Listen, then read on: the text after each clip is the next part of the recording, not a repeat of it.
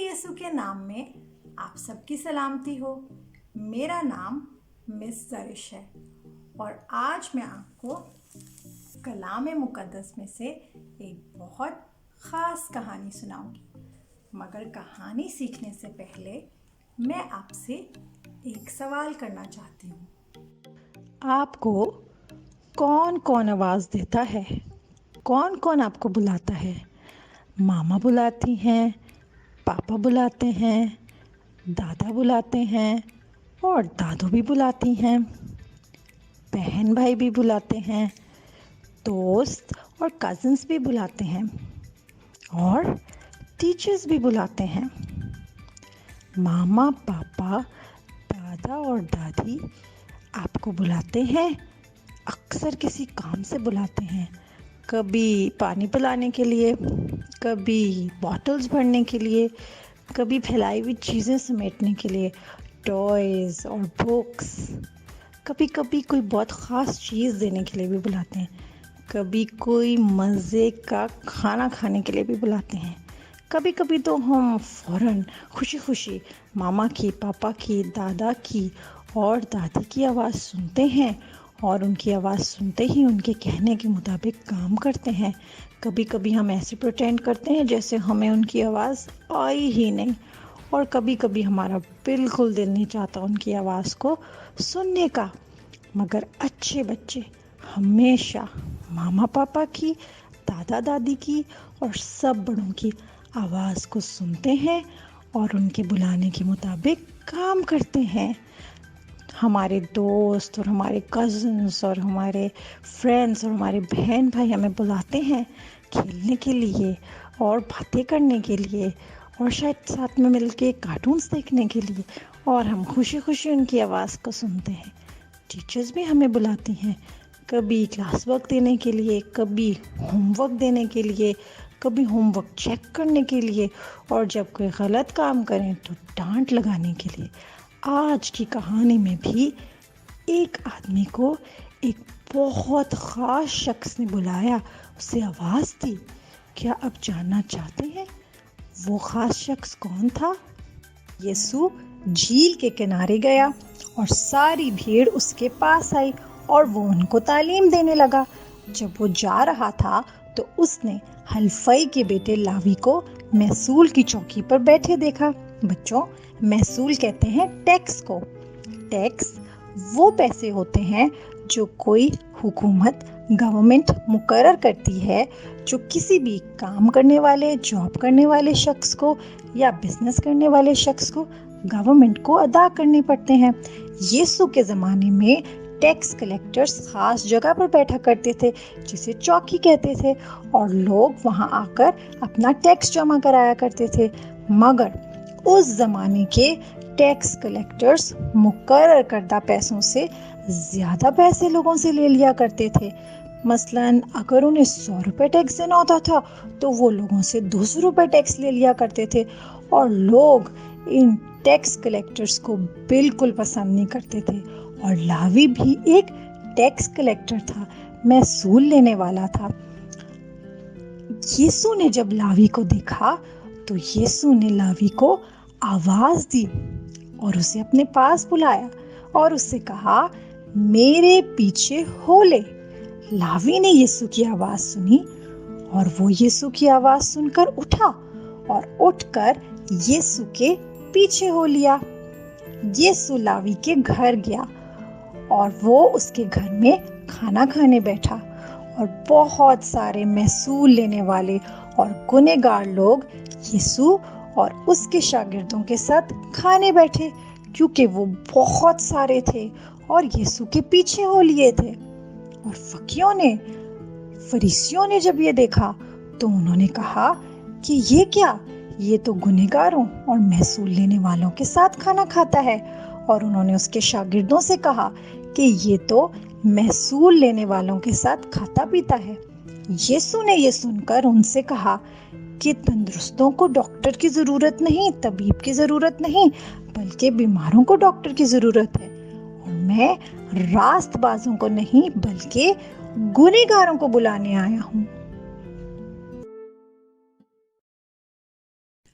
बच्चों, हमने कहानी सीखी लावी की और आप सब लावी को जानते हैं मत्ती के नाम से। मत्ती यीशु का शागिर्द था और उसने मत्ती की अंजील भी लिखी। खुदावंद आसमानी जलाली बाप, मैं तेरा शुक्र करती हूँ उन तमाम बच्चों के लिए जो इस वक्त इस कहानी को सीख रहे हैं।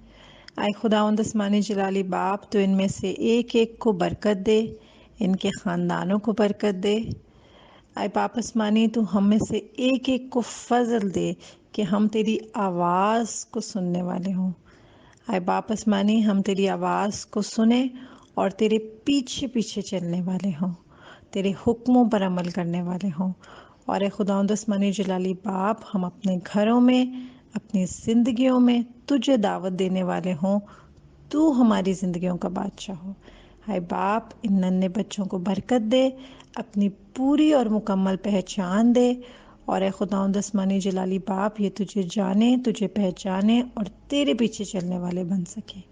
यीशु मसीह के नाम में आमीन। बच्चों, आज हमने कहानी सीखी लावी की और लावी महसूल लेने वाला था। लोग लावी को पसंद नहीं करते थे क्योंकि महसूल लेने वाले लोग गुनहगार होते थे और बेईमान होते थे और वो लोगों से ज़्यादा पैसे लिया करते थे और कुछ पैसे अपने पास भी रख लिया करते थे।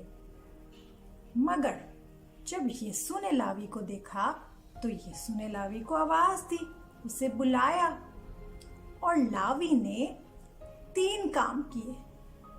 पहला, उसने यीशु की आवाज़ को सुना। दूसरा, वो यीशु की आवाज़ सुनकर उठा और उसके पीछे पीछे हो लिया। तीसरा, लावी ने यीशु को अपने घर में दावत दी और उसकी जिंदगी बदल गई। इसी तरह यीशु मुझे और आपको भी बुलाता है और वो चाहता है कि हम भी लावी की तरह यीशु की आवाज़ को सुने। वो हमसे बहुत ज़्यादा प्यार करता है। उसने हमारी खातिर अपनी जान सलीब पर दी और वो चाहता है कि हम भी लावी की तरह उसकी आवाज़ को सुने। और हम यीशु की आवाज़ सुन सकते हैं जब हम दुआ करते हैं और जब हम उसकी हुजूरी में खामोशी से बैठते हैं तो यीशु हमसे बातें करता है। और हम यीशु की आवाज़ को सुन सकते हैं कलाम के ज़रिए से, कलाम को पढ़कर, उस पर ज्ञान ध्यान करके। हमने लावी की तरह यीशु की आवाज़ को सुनना है और उसकी आवाज़ को सुनकर फिर यीशु के पीछे पीछे चलना है, उसके हुक्मों पर अमल करना है और फिर हमने यीशु को अपने दिलों में बुलाना है और अपने घरों में उसको बुलाना है ताकि हम भी बदल जाएं और हमारा घराना भी बदल जाए। हम आयत सीखेंगे। मरकस पहला बाब 17 आयत। और यीशु ने उनसे कहा, मेरे पीछे चले आओ तो मैं तुमको आदमगीर बनाऊंगा। और यीशु ने उनसे कहा, मेरे पीछे चले आओ तो मैं तुमको आदमगीर बनाऊंगा। तंदुरुस्तों को डॉक्टर की जरूरत नहीं बल्कि बीमारों को। रास्तबाजों को मुआफी की जरूरत नहीं बल्कि गुनहगारों को। महसूल की चुंगी पे मत्ती बैठा हुआ था जब उसको बुलाया। छोड़ छाड़ के सब नोटों की गड्डी यीशु के पीछे फौरन ही चला आया। तंदुरुस्तों को डॉक्टर की जरूरत नहीं, बल्कि बीमारों को। रास्तबाजों को मुआफी की जरूरत नहीं, बल्कि गुनाहगारों को। धूमधाम से दावत पे मत्ती ने अपने घर यीशु को बुलाया। बुड़बुड़ाने लगे फक्की और फरीसी, तो रब्बी ने जोर दे करके सिखलाया। I have not come to call the proud righteous.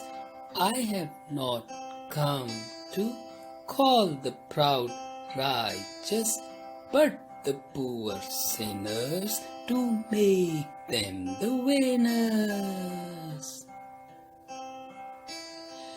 I have not come to call the proud righteous, but the poor sinners, to make them the winners. I have not come to call the proud righteous, but the poor sinners, to make them the winners. But the poor sinners, to make them the winners. तंदुरुस्तों को doctor की जरूरत नहीं, बल्कि बीमारों को। रास्तबाजों को मुआफी की जरूरत नहीं, बल्कि गुनाहगार